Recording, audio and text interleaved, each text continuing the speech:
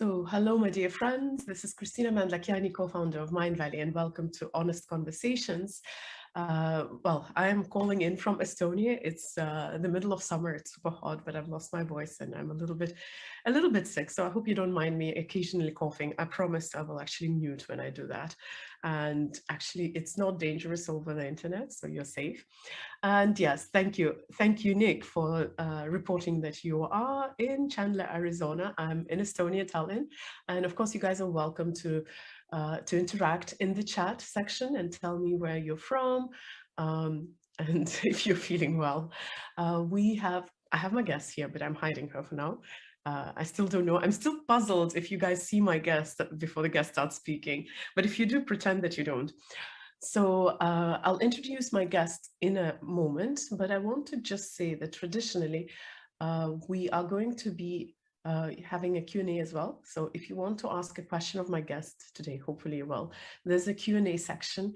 I will not be able to pay a lot of attention to the chat, mostly because I'm going to listen to my guest, but also my eyesight is not that great. So do only leave, if you're not communicating in the chat, if you're planning to communicate with me or my guest, then leave emojis. They're much easier to register. But between yourselves, you can talk in the chat, of course. So all the household aside, well, we have people in Arizona. It looks like Arizona is the one which is awake right now. This is going to be fun. I hope it is going to be fun. So we'll see. So my guest today is Nina Verkoeyen. I actually pronounced it without looking into the way it's spelled, and I hope I pronounced it well because it's a complicated name, but I'll let you know who Nina is. But first, Nina, welcome on Mindvalley stage. Hello, Kristina. Thank you so much for having me. It's a pleasure. Thank you. It's not just me, it's actually a whole bunch of us here. And, yeah, I can see it's already 30 people here. Hi, everybody. Of course, there will be recording traditionally, and it will be shared, but we do have live audience usually. So Nina is a psychologist, spiritual leader, and the founder of Meta Spirituality, an emerging spiritual tradition that supersedes the old New Age spirituality. Nina has been teaching spirituality, meditation, and yoga for more than 15 years. She appeared twice on the cover of Yoga Journal, New York Magazine, has been called the Teacher of the Month in Om Magazine, has presented her has presented her methods for mind and body transformation at Yoga Journal conference, and has been featured in numerous worldwide publications. Nina is the author of 5 books, with her major work, The Last Truth, currently being republished for American audience. So very interesting journey, and actually quite a lot of years in the personal growth and transformation industry. So welcome once again. And the topic of today's conversation is going to be exactly that, meta spirituality. And of course, naturally, I have to ask the first question. So what's wrong with the New Age spirituality? Because it does sound like you are talking about meta spirituality as something which is well, post New Age, or maybe I'm mistaken. Maybe we should start with definitions and just talk about what it is, meta spirituality. Yeah, no, you're totally right. There's nothing wrong with New Age spirituality, but as I usually say, everything that was once new becomes old. So we grow as a collective, we grow, and the tools that we were using before on our spiritual path, they also become outdated. So certain things, like things I call intermediaries, affirmations, rituals, prayers, there's nothing wrong with them. They were very useful steps forward. But right now, I think, and I believe that we are getting into a new phase of our collective development, I would say, where we are ready to have a direct relationship with our own higher self. We can call it the source, we can call it God, whatever the name we choose to use, but we are getting ready to be in a direct relationship with that who we truly are, without using intermediaries, without seeing that which we want to interact with as something separate from us, without using middlemen to talk to that. That's what meta spirituality is about. It is about building and developing a direct relationship with source. Mhm. I would assume that quite a lot of teachers actually do talk about also connection with the source. Mhm. Uh, for one, I think Neil Donald Walsh is the guy who talks that we are parts of God. But what was your journey? Why did you? Actually, I think I have so many questions that I probably will be asking like more questions than once at a time. So I guess the first question is like, where's this term coming from, meta spirituality? How did you get there? Maybe share your own story. Well, honestly, first of all, this word is everywhere right now, right? It's kind of a trendy word, but it also perfectly describes the state that I want to bring people to, and what I'm teaching. Meta self is what I call the highest state of our own that we are all striving to get to, unconsciously or consciously, it depends. And meta spirituality is something that is a spirituality tradition that embodies all type of spiritual practices and religions, but transcends them. It doesn't exclude anything. It doesn't say that something is wrong and it's not working, but it sees all traditions, all spiritual traditions, as stepping stones to this more integrated and holistic vision of spirituality. Mm-hmm. So I want to engage our audience a little bit. So guys, if you have come across the term, because I have to be honest with you, I've been in personal growth for 20 years. I actually haven't heard about meta spirituality. I've heard about a lot of meta things, but meta spirituality is something that's new to me. So if you've heard about that, you can use the chat and say, yeah, I've heard, or maybe it's new to you as well and you're curious. Also, if you have a question for my guest today, Nina, then please use Q&A section. I would really love to bring some of you up. And now back to Nina and back to meta spirituality. Like the follow-up question would be, of course, what is your journey into that? Because I understand, considering how much you've been in yoga journals and yoga platforms, I believe you must have a yoga background, right? Yeah. I started with teaching yoga, which quickly, no, actually I've started with graduating from Moscow State University. I have a degree in psychology, so I'm a licensed psychologist, and I actually worked for a couple of years as a psychological consultant. But that quickly changed as I started seeing that psychology is pretty kind of, how should I say, like a narrower vision of reality. And in psychology, with all respect, but in psychology, we tend to classify people. We tend to put labels on kind of our personalities. This is, I don't know, this type of person. This is this type of person. So it's more like a narrower vision. So I wanted to go deep and broader. So I left psychological practice per se, and I started going deeper into consciousness in general, meditation, consciousness, spiritual practices, everything under the sun, yoga, and all of that. My journey was very long. Basically, I would say from 11 years old, at 11 years old, I actually created my own first meditation technique after my mom came home from one of the spiritual gatherings that she attended, and where she was given a personal mantra to meditate with. And she was told not to share this personal mantra with anybody else because it's personal. And I wanted to meditate so badly. I never heard the term before, but I really wanted to try. And she didn't give it to me. So I said, okay, I'm going to pick my own word. It's going to be my mantra, and I'm going to meditate. So I went to my room, I picked a random word, and I started repeating it inside my head.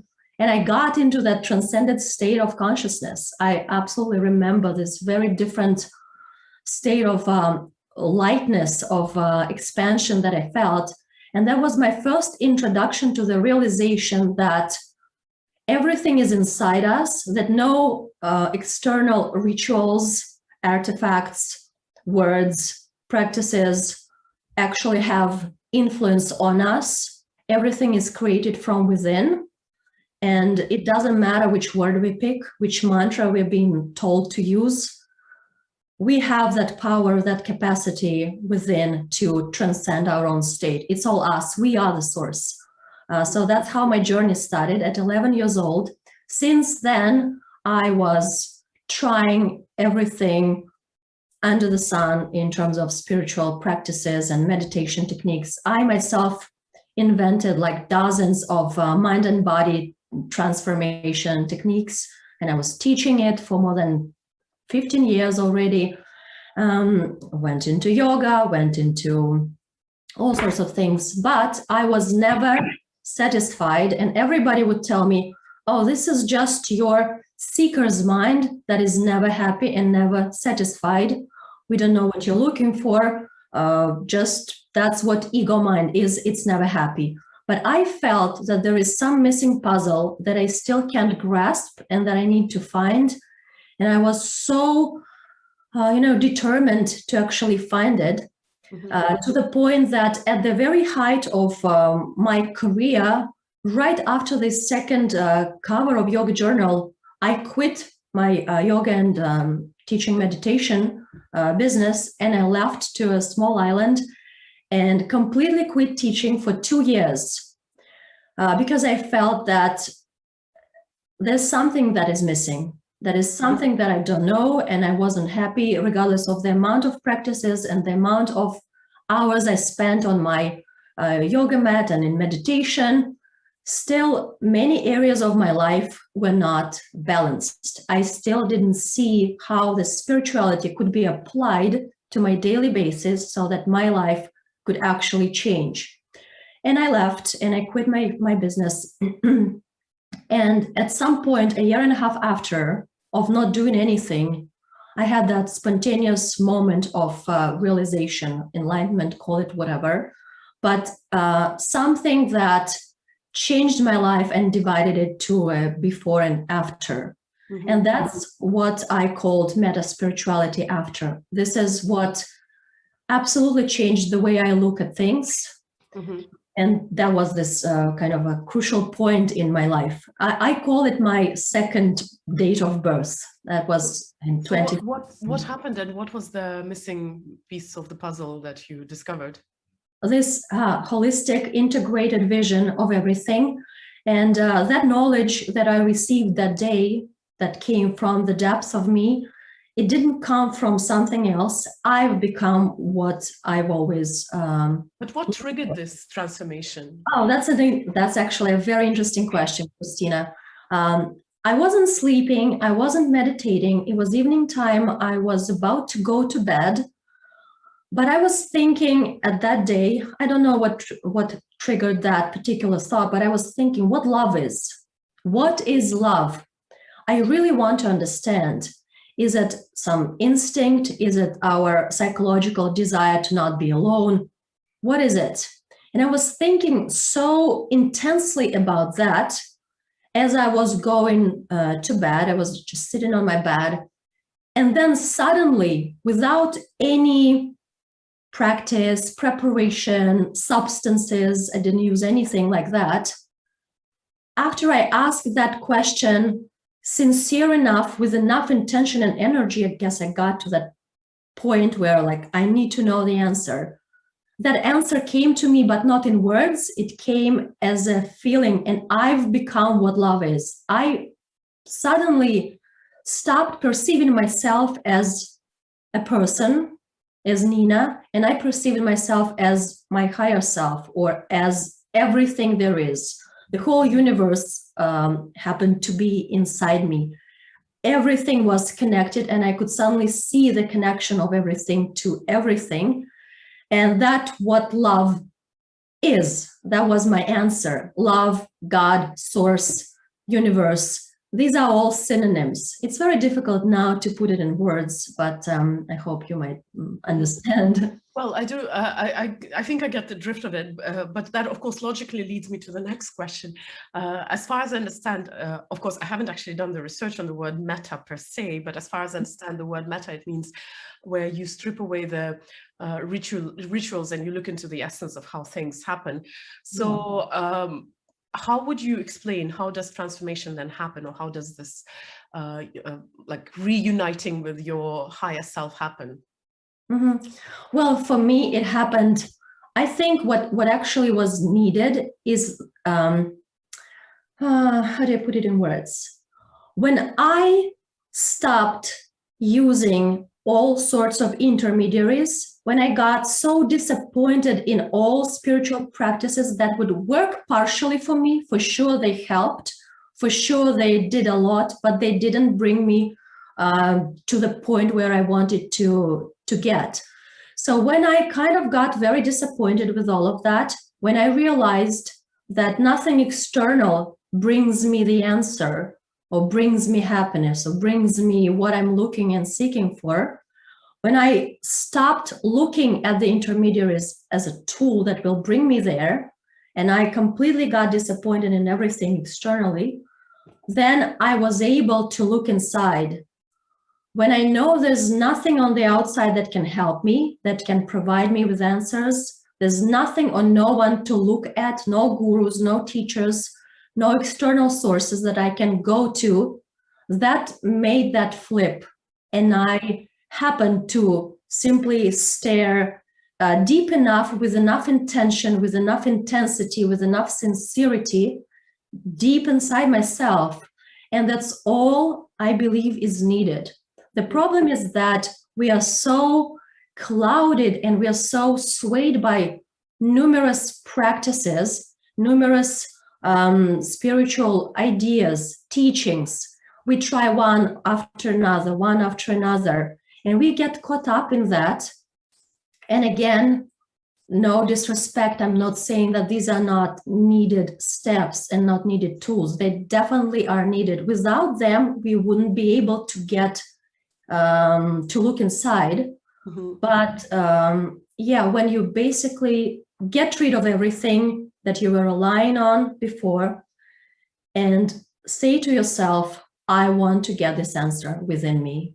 Not because I want my life to be better, not because I want certain material gains from that, not because I want that special person that I want to be together with, but I just want to know the truth of who I am, and nobody else can tell me that.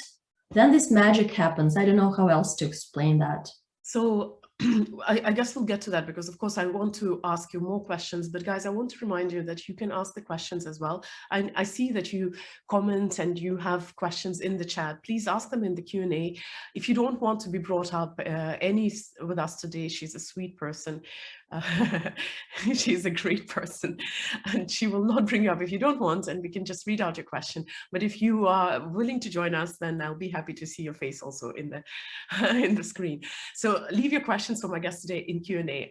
We're coming back to our conversation before the, yes. Kristina, I can see now there is a question from somebody, and it's a very, very interesting one. Somebody says, Mindvalley is also something external to us, right? This webinar with you is also an external tool, question mark. Do you mind if I answer that? No, I do not mind. Yeah, but of course, this person could have left the question in the Q&A, but never mind, because the thing is that please do answer. But I want people, those who are in the chat, and for you, Nina, to also understand if person comes online with us and there is something unclear or there's back and forth, it's way, way deeper, the answer. So I would prefer you guys to leave your questions in Q&A. But yes, let's get back to. Oh God, I'm afraid I won't pronounce this name properly, but yes, let's get back to that question. I can bring Zwang on because actually they had their hand raised, so I okay, cool. Yes, thank you, Annie. Perfect. But we can pronounce Zwang. Yeah, good. So we can start answering. Oh no, the Zwang is here. Hello. Hello. Hey, good to see you. Yes, thanks. It was a great surprise. I wasn't expecting at all that you got to see that comment. This is a beautiful question. Thank you so much. It's really interesting.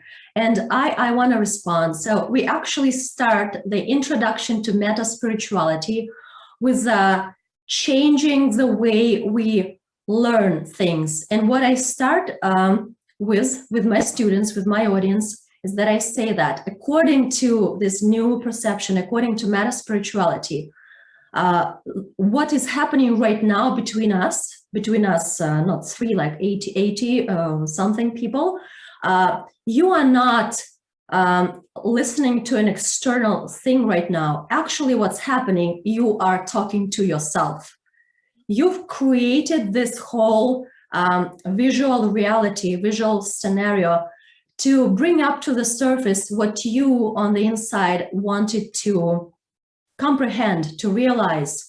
So, and I start teaching people with this new kind of way to perceive me, not as a separate person, not as a guru, not as somebody who knows something that you don't know, but as a reflection of yours, as your own voice, basically, that you're still using me as an intermediary, kind of, but through that, you can still also understand that you are talking to yourself. You wouldn't be hearing those words if it wasn't your creation, because you are the creator of everything there is.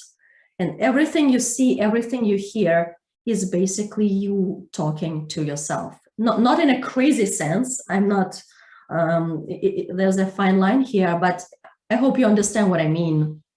Yeah, totally. Thanks. So what I understand through what you say is that the thing is not that I'm taking a course or not, is my attitude on how I'm dealing with that. If it's external things, if I think that, so this course on you is external, then I'm still kind of searching in outside of me. But if I'm saying, so this is something that I'm calling to and I'm creating, and I can feel that this is calling me because it's me, who I want to be, then I get kind of a shift. Yes, as long as you remember who you truly are, you are the source, you are the creator of everything there is.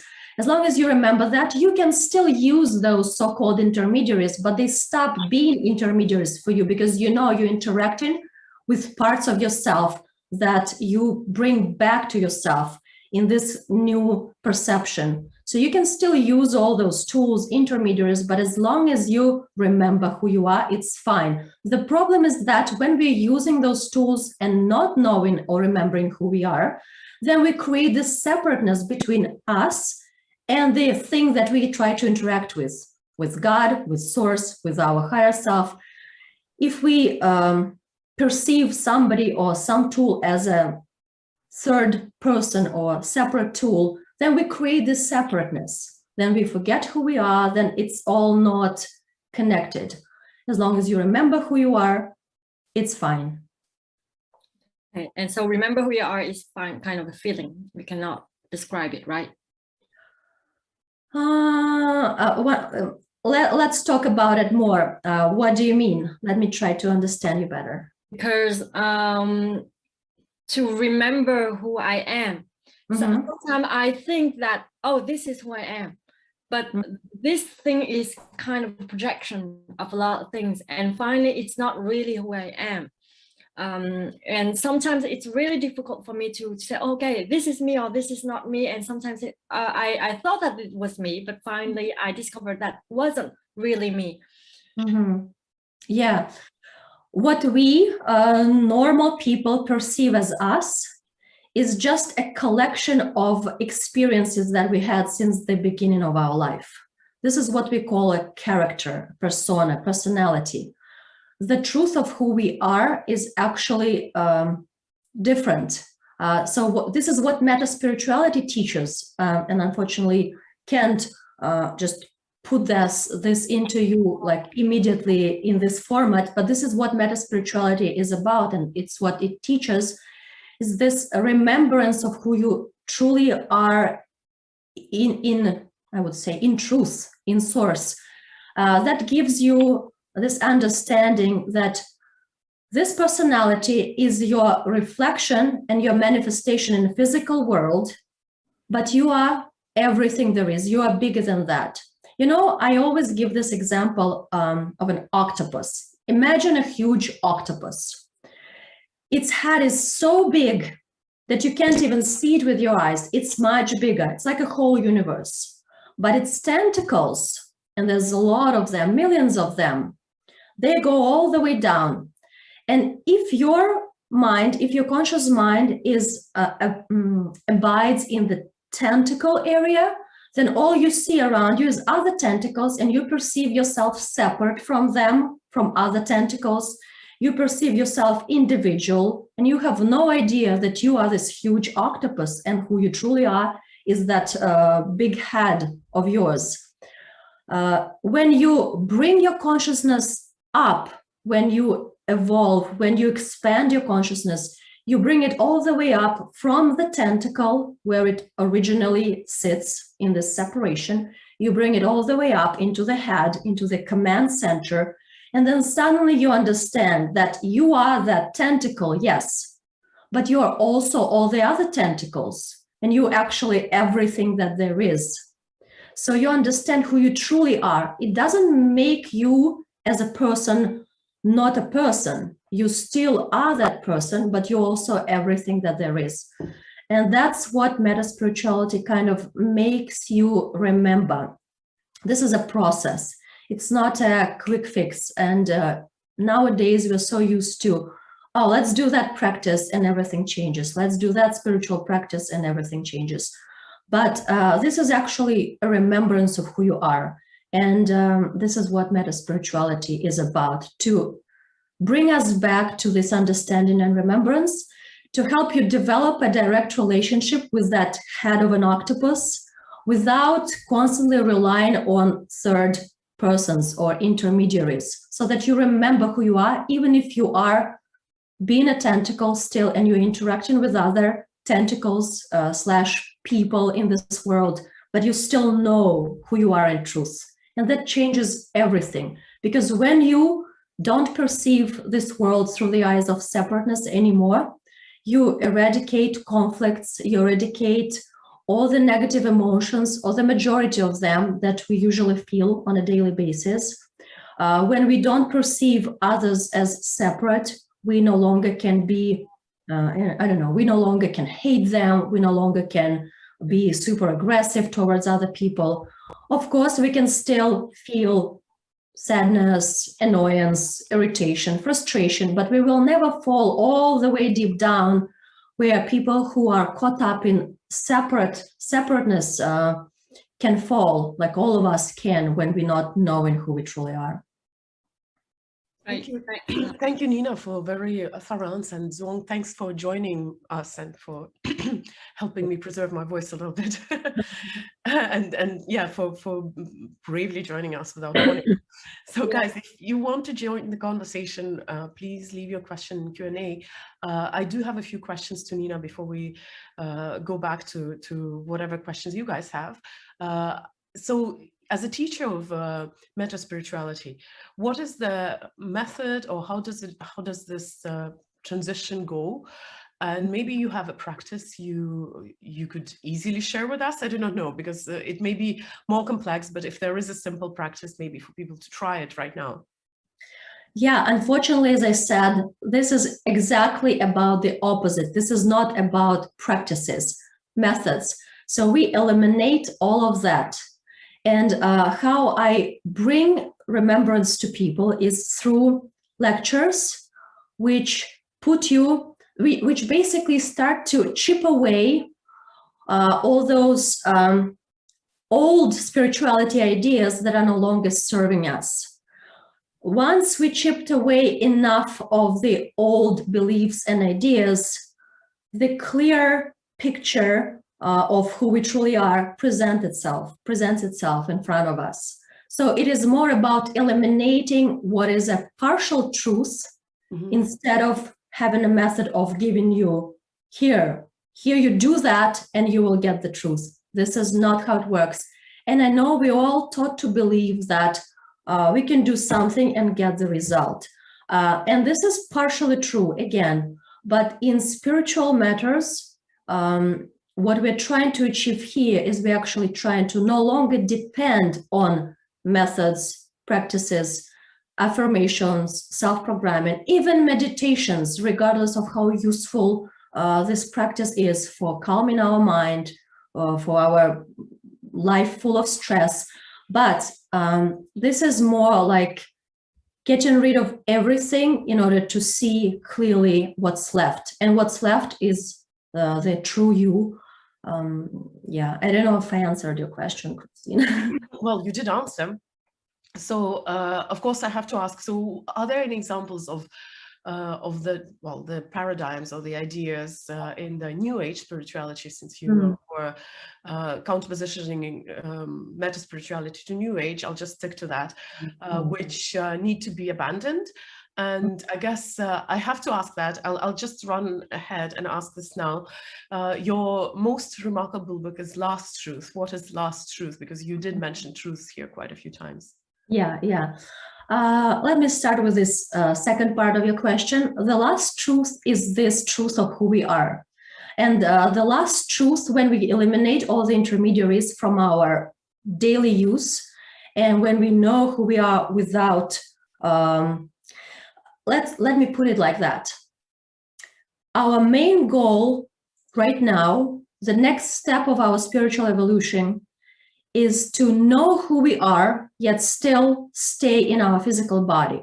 Because the old spirituality taught us and believes that, or many different spiritual old paradigms taught us that body is a limitation for the spirit. So we need to kind of eliminate the body. We need to eliminate physical material desires, and that when spirit will reveal itself. This is not true also.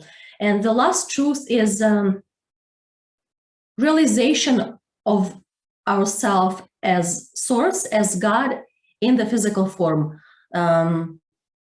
This is a very short answer. But to give you an example of the old spirituality belief that, for example, I think no longer serves us, this is a very common belief in souls. And I know it's going to be a very heated conversation right now. It's a very controversial topic, but when I received that knowledge, when I suddenly tapped into this vision of everything, of this interconnectedness, of no separateness, I realized that our belief in separate souls is a man-made structure that we created. Our ego mind here creates in its own image a vision of how everything looks on the subtle level. And it believes that on a high level, on a subtle level, there are also separate souls. Just like there are separate bodies here, there are separate souls there, separate and individual from each other, that interact with each other, have soul contracts, reincarnate, and so on. But when I received this new knowledge, this vision, which was very difficult for me to accept, because all my life before I also believed in souls, reincarnation, karma, all these spirituality concepts, I realized and I saw that on a high level, there is no separateness whatsoever. So there could be no duality there. There is no duality. There is no individuality. So there is no individual souls that are separate from each other. There is just one huge, enormous soul that we all share. So my higher self is your higher self. And we all connect there. We all have one soul. We have separate bodies, but we all have one soul. So this belief of old spirituality, of mainstream spirituality, that we have separate souls, that have contracts, that have prior agreements, it got revealed to me that this is simply not truly what is the case. And I had honestly a difficult time accepting that. My mind believed in separate souls. I was teaching that, I was believing in that. That's what my teachers told me. But in this holistic vision, I saw that separate souls simply don't exist. And if separate souls don't exist, then they don't incarnate or reincarnate into something. So yeah, like that's the main That's the main belief in separate souls that I think is no longer needed. And it actually prevents us from truly embodying non-separateness. You know, there are many spiritual teachers that talk about oneness. Mm-hmm. So, you know what? Thank you. I'm sorry I got a little bit of a coughing fit in between. Henny, I see we have quite a few questions coming in, and I would like to give people a chance to also join the conversation. So while you're bringing people up, I do have this one. Actually, I have more than one question, but this one should be easy. So, you've been on a journey for like almost like 15 years, and I understand that this meta spirituality is the latest thing that your current well, phase, or maybe it is the last truth, but who are the teachers in that area for you? Is it something that you realize on your own? Do you learn from someone? I think it's an easy question before someone else joins us, because it's not a very philosophical one. Yeah, no, Kristina, this is what came to me from the inside on March 10th, 2016, 6 years ago already. And that was that missing puzzle that I couldn't find in any spiritual teaching or with any spiritual teacher before, or being myself a spiritual teacher, I was still feeling that I'm missing something. We all were missing something. And I truly believe that this is where we're all going, into this level of non-separateness.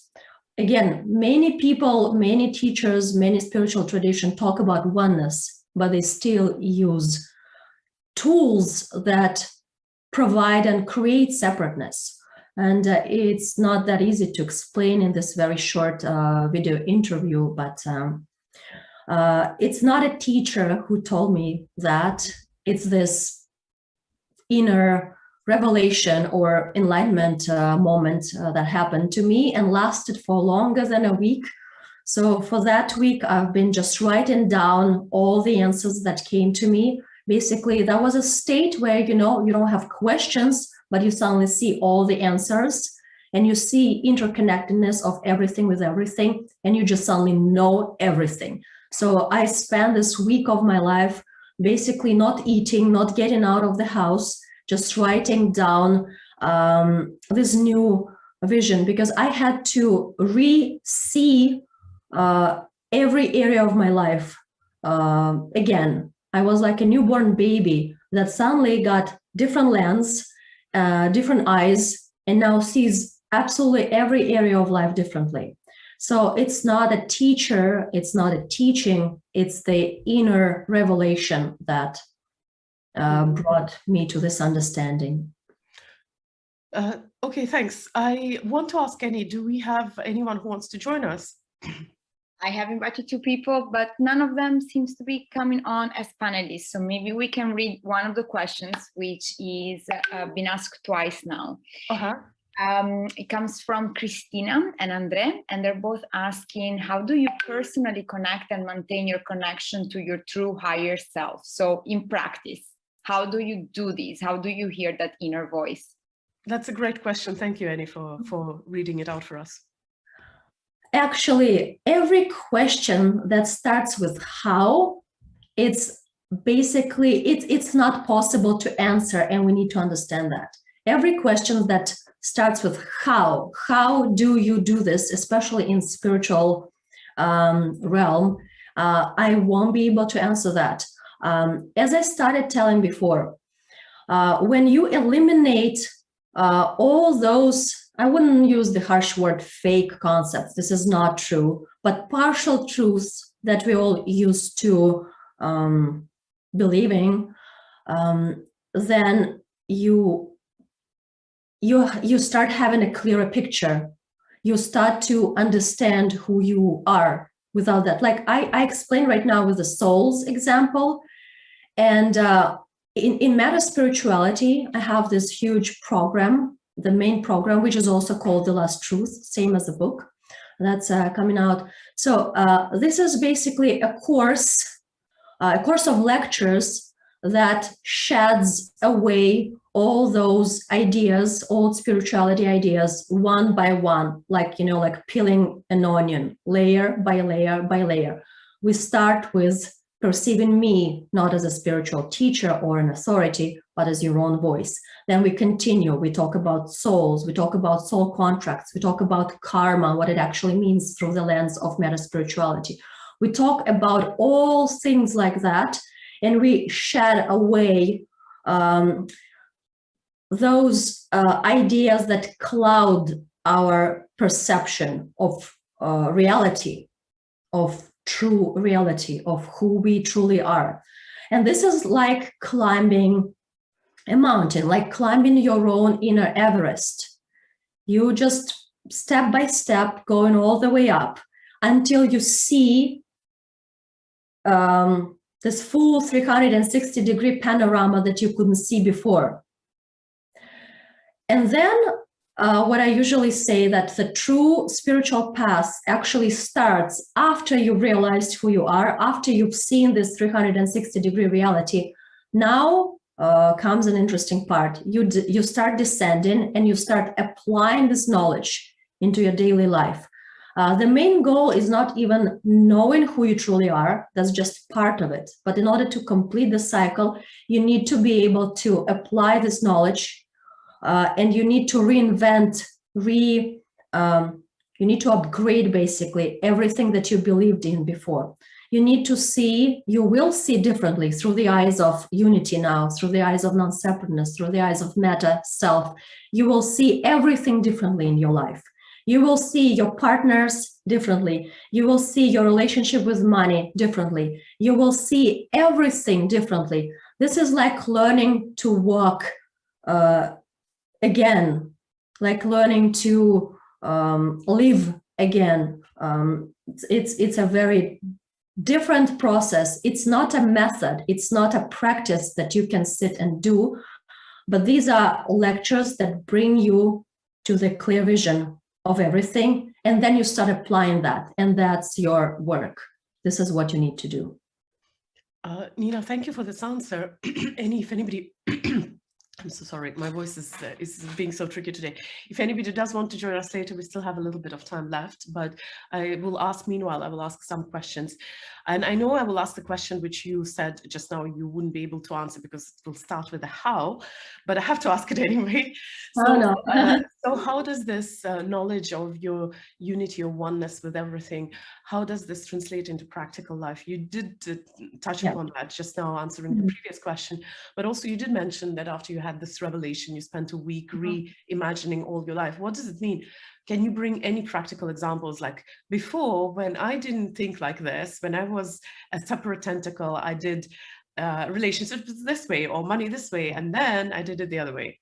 Yeah, right. Okay, so once again, you basically being reborn anew. You develop a new identity. This is what it is about. You are birthing yourself anew. And as I also often say right now to my students, that our life is a tension between your ego self and your true meta self that hasn't been born yet. You know, we're always talking about our true self, but it hasn't been born yet because we haven't lived through that yet. We haven't applied that yet. So it wasn't actually developed. We were not using it to live through it. So what meta spirituality does, it gives this new identity to you, this meta self. It puts absolutely new, I would say, not glasses is not the best word. I would say it gives you new eyes, and you start seeing everything through unity. For example, before you've seen your partner, your love partner, as someone separate from you. And because of that, you would get offended, you would get irritated or annoyed or angry when this person does something that you think is wrong, for example. But when you have those new eyes and you see everything through unity and you don't forget who you truly are while interacting with this person, you know that this person is your reflection, is the part that is actually you. And what he is doing or she is doing right now is revealing to you, from you, something that you need to understand. So you no longer perceive another person as somebody who is separate from you. And you know that everything that happens is your creation. So I would say that meta spirituality is about taking absolutely, totally, 100% responsibility of your life, which itself alone changes everything, in your life in every area. But this gives you understanding that there is no one to blame, there's no one to rely on, there's no one to look for support from. You are the creator of everything that happens. And make sure that you don't flip onto another side here and say, oh, it's all my fault. This is not how it works, right? Because we would say, oh my God, I'm the creator. How could I create such a disaster? It's my fault. So no, we're not gonna fall into that thing, but we understand that everything that happens is for the best, is our creation, is helping us. So it's not our fault, this is our creation, and we are the creators who create this reality. And everything that emerges in this visible reality is what we wanted to emerge. And we need to ask ourselves this question: why did I subconsciously, even not realizing that, why my meta self decided to bring this to the surface? What do I want to tell to myself through the voice of my love partner right now? What does it need to say to me? What does it teach me? I can say that. But also the concept of learning and teaching is what we re-envision here in meta spirituality.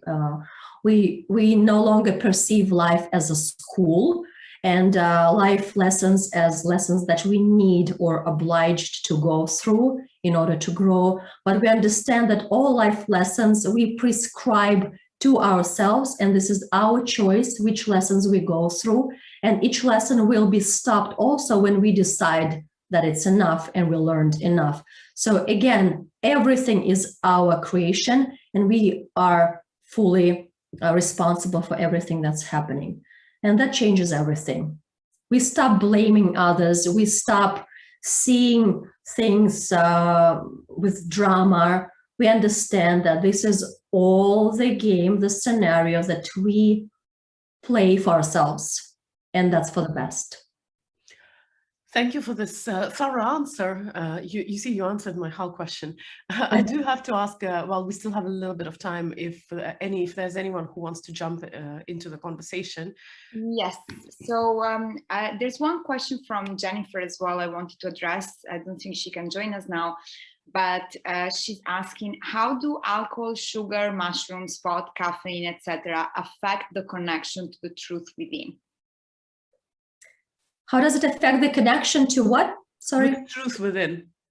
Oh, it doesn't. Nothing affects the truth within. It just is.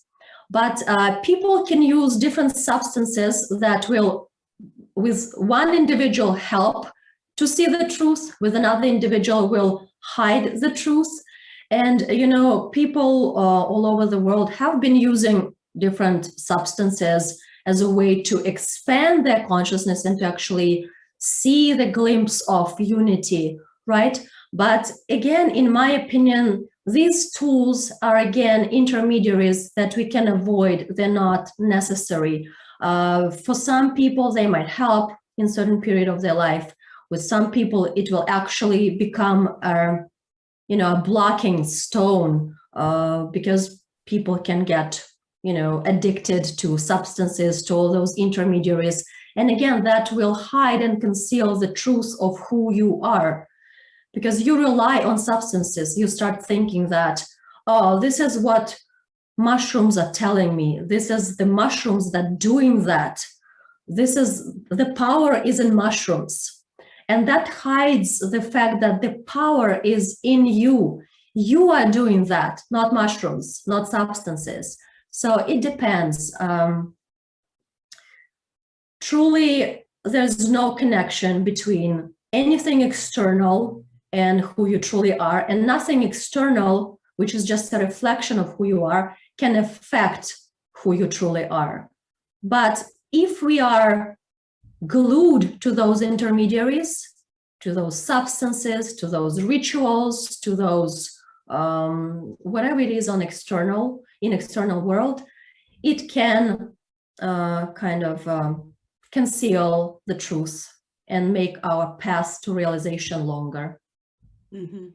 Thank you. It was a good question.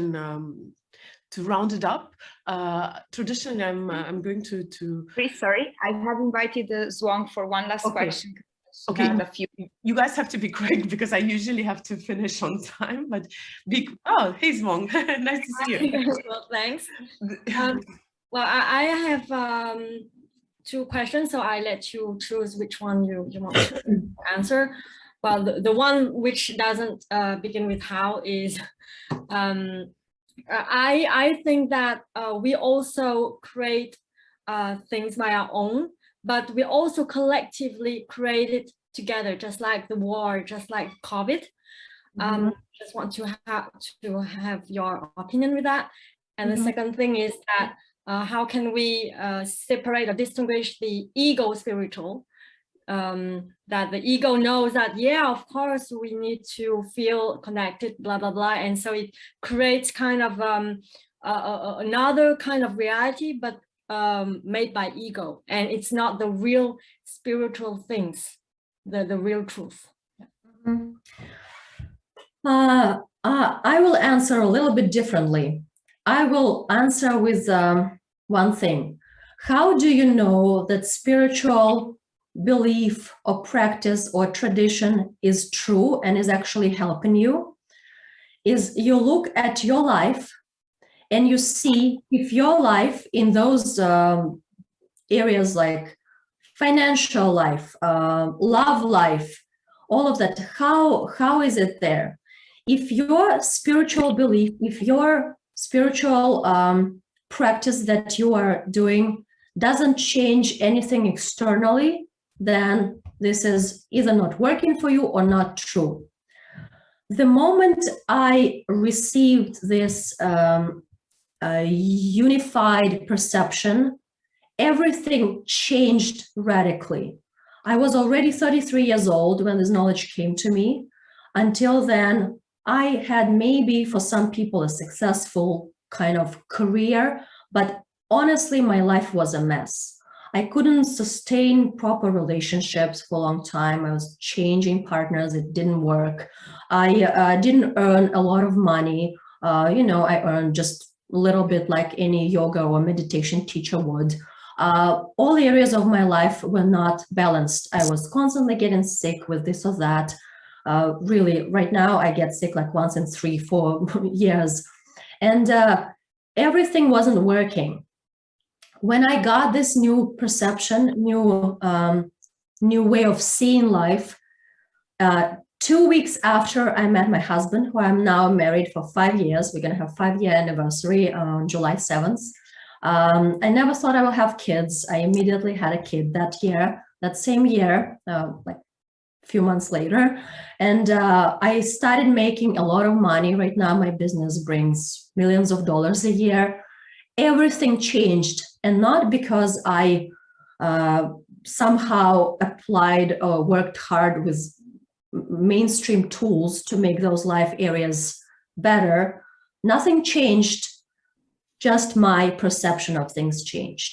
I stopped creating problems in my life. I stopped avoiding the prosperity in every area of my life because I got rid of those limiting beliefs and limiting ideas that were the source of why my life wasn't working. And there are many techniques how to eliminate limiting beliefs, psychology, and all sorts of other things, but nothing truly works because nothing truly changes the identity of who you are, the core of who you are. It tries to reprogram your thinking and your mind, but you're still within the same mind, and it still creates problems. It still sees everything through separation, and this is what creates problems. So when you give birth to this new identity of unity, you stop creating problems. They are no longer necessary, and you stop believing that you only grow through adversity, through tough life lessons. Because right now we're all holding this limiting belief that we grow through tough life lessons. So we create crisis on the outside, and we create tough life lessons in order to learn from it, in order to grow in our consciousness. But we don't have to do that anymore. There are other ways. So we need to also stop believing in this limiting belief that we can only grow and evolve spiritually through going through difficult life lessons. And that's what meta spirituality is about. Thank you. Thank you, ladies. Unfortunately, I will have to finish here because we do have to be on time. Zong, thanks for joining us again. Thank you, everybody. I traditionally want to ask people who are right now with us to leave a heart for my wonderful guest in the chat. If you're going to watch it in recording, do leave a heart under the video as a thank you for coming and joining and sharing your wisdom with us. And I'm going to ask the final question. It's my show. And the final question is, if people want to study with you, Nina, if they want to go through your transformation journey, how can they find you? How can they study with you? Yeah, it's meta-spirituality.org. It's my website. You can simply go to my website. There you will find my Instagram icons and everything, how to find me. But on my main website, you can subscribe and you will start receiving free lectures and snippets of meta spirituality's ideas that will help you. Thank you so much. Thank you, my dear friends who join me every week. In August, we'll be doing twice a week, but only in August, because next week, Monday, we start our biggest event, Mindvalley University, which we haven't had in 3 years. So I'll be on a little bit of a sabbatical from these interviews. I still have an interview on Wednesday, so come join me again. And in July, I'll be still busy, still working, but just not doing interviews for a while. So thank you, everyone, for joining me. Thank you, Nina, for sharing your wisdom with us. Yes, and I hope you enjoyed your intense interaction with Mindvalley today. Yes. I know you've had both co-founders today. It's a Mindvalley day. Thank you so much. It was a pleasure. Thank you. I'm glad. And thank you, Annie, of course, for supporting me, for being here with me and with our audience. And see you in a week. Bye-bye. Bye-bye, everybody. Thank you.